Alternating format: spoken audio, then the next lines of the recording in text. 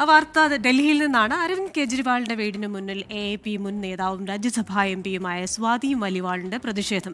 കെജ്രിവാളിന്റെ വീടിന് മുന്നിൽ മാലിന്യം തള്ളിയായിരുന്നു പ്രതിഷേധം. സ്വാതി മലിവാളിനെ പോലീസ് അറസ്റ്റ് ചെയ്ത് നീക്കി. വിവരങ്ങളുമായി ഡൽഹിയിൽ നിന്ന് അച്യുതനാണ് ചേരുന്നത്. Achuthan, good evening. ഏതായാലും നാടകീയമായ സംഭവങ്ങളാണ്. സ്വാതി മലിവാളിനെ അറസ്റ്റ് ചെയ്ത് നീക്കിയെന്ന് മനസ്സിലാക്കുന്നു. എന്തൊക്കെ കാര്യങ്ങളാണ് അവിടെ സംഭവിച്ചത്?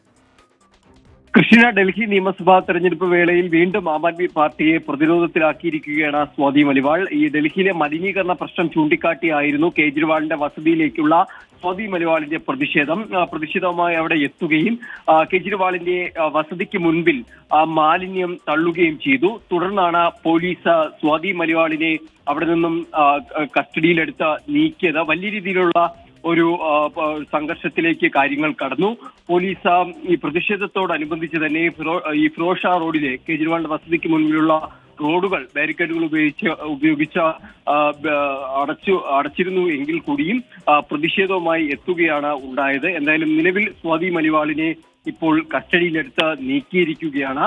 ഹരിയാന യമുന നദിയിൽ വിഷം കലർത്തുന്നു എന്ന ആം ആദ്മി ആരോപണത്തിന്റെ പശ്ചാത്തലത്തിൽ കൂടിയാണ് ഇന്ന് ഈ നാടകീയമായിട്ടുള്ള രംഗങ്ങൾ ഡൽഹിയിലെ കേജ്രിവാളിന്റെ വസതി അരങ്ങേറിയത്.